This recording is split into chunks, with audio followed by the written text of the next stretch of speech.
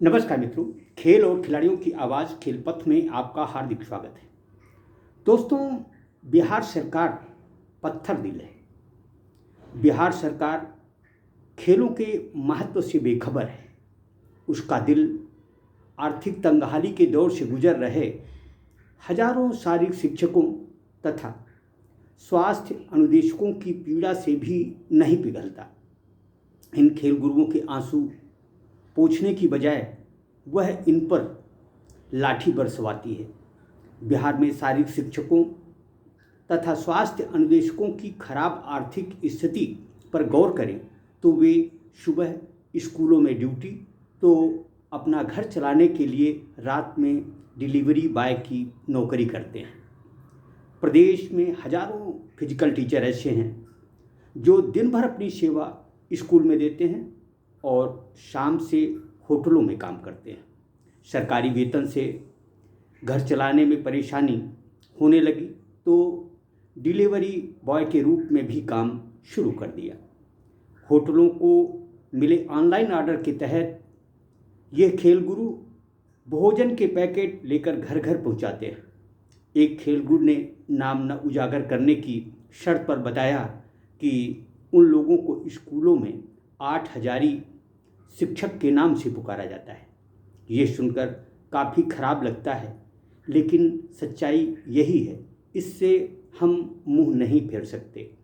शारीरिक शिक्षक का कहना है कि काम कोई छोटा नहीं होता, लेकिन स्कूल और होटल की कुल 16 घंटे की ड्यूटी अखड़ जाती है। मन में ये सवाल रहता है कि आखिर दोनों ड्यूटी कितने दिन तक कर पाएंगे। स्कूल में काम करने वाले दूसरे शिक्षकों के मुकाबले वे 25% भी वेतन नहीं पाते हैं। सिर्फ 8,200 रुपये मासिक मानदेय मिलता है, वो भी नियमित रूप से नहीं मिलता है। ऐसे में परिवार चलाना मुश्किल होता है। सरकार द्वारा फरवरी 2024 तक के वेतन का भुगतान तो किया गया, लेकिन मार्च से लेकर जून तक का वेतन नहीं मिला। ऐसे में परिवार चलाने के लिए मजबूरी में डिलीवरी बॉय का काम शुरू करना पड़ा। इस शारीरिक शिक्षक ने बताया कि जब से डिलीवरी बॉय का काम शुरू किया है, परिवार का भरण पोषण पहले की तुलना में थोड़ा ठीक हुआ है। इस काम से करीब 10,000 रुपये तक की बचत हो जाती है। ऐसे में किसी से अब मांगने की ज़रूरत नहीं होती है। इनका कहना है कि हम लोग इस उम्मीद में जी रहे हैं कि सरकार शारीरिक शिक्षकों और स्वास्थ्य अनुदेशकों के वेतन में कभी न कभी तो वृद्धि करेगी। यानी बिहार के हजारों शारीरिक शिक्षक और स्वास्थ्य अनुदेशक केवल भरोसे पर जी रहे हैं। कम वेतन मिलने से लगातार शारीरिक शिक्षक जहां नौकरी छोड़ रहे हैं, तो कुछ शारीरिक शिक्षकों ने दुखी मन से बताया कि हम लोगों को तो एक सिक्योरिटी गार्ड से भी कम वेतन मिलता है। हम सरकारी कर्मी हैं, बावजूद दूसरे से पैसा लेकर काम चलाना पड़ता है। गांव जाने में शर्मिंदगी महसूस होती है। शारीरिक शिक्षकों की आर्थिक तंगहाली पर जब खेलपथ से ने बात की तो उन्होंने बताया कि हम लोगों की स्थिति सही नहीं है। एक शारीरिक शिक्षक ने बताया कि मैं उत्तर प्रदेश से यहाँ नौकरी करने के लिए आया हूँ। मेरा वेतन मात्र 8,000 रुपये है। मेरी स्थिति ऐसी है कि हर माह दूसरे से पैसे मांगने पड़ते हैं। माता पिता से नज़र तक मिलाने में शर्मिंदगी महसूस होती है। इससे ज़्यादा क्या बताऊँ। इसी पैसे में रूम रेंट, परिवार का भरण पोषण व सारी जिम्मेदारी उठानी पड़ती है। कैसे ये संभव हो पाएगा, भगवान जाने। वहीं एक शिक्षक ने बताया कि हम लोगों के साथ धोखा हुआ है। दरअसल ज्वाइन कराने के समय वेतन नहीं बताया गया। बाद में पता चला कि मेरा वेतन 8,000 रुपये है। इसमें अंशकालिक लिख दिया गया था।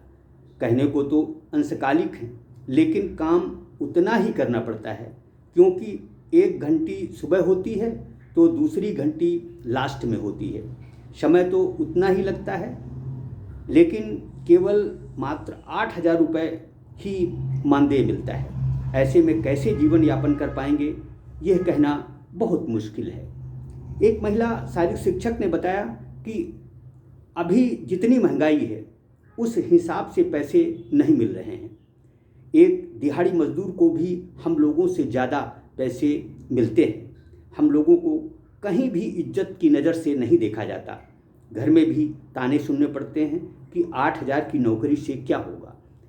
वाकई जिस तरह से बिहार के शारीरिक शिक्षकों, स्वास्थ्य अनुदेशकों ने अपनी पीड़ा खेलपथ को बताई है, वह सुनकर मन व्यथित है और यह समझ में नहीं आता कि बिहार की नीतीश कुमार सरकार आखिर कैसा विकास राज्य का कर रही है।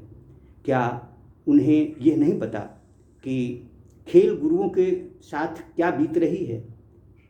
एक तरफ हमारी हुकूमतें बेटी बचाओ बेटी पढ़ाओ का नारा देती है, तो दूसरी तरफ बिहार की बेटियां, खासकर शारीरिक शिक्षक बेटियां गुर्बत के दौर से गुजर रही हैं।